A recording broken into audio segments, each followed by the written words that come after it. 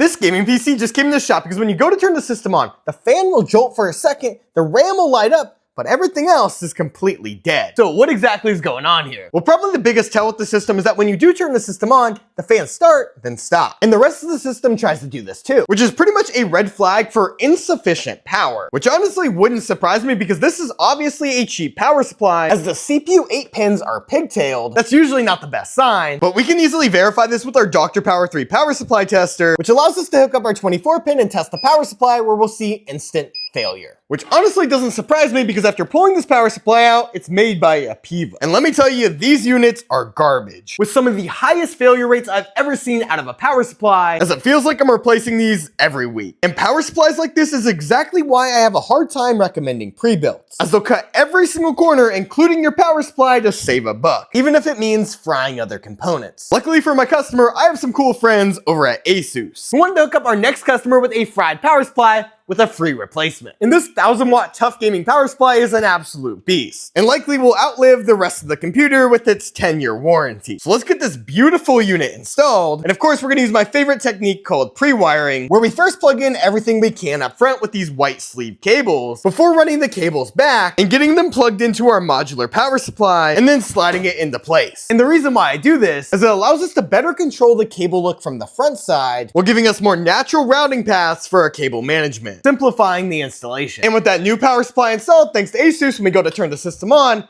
everything fires up. And with this dead power supply out and this PC back up and running, let's get this gaming PC back over to our customer.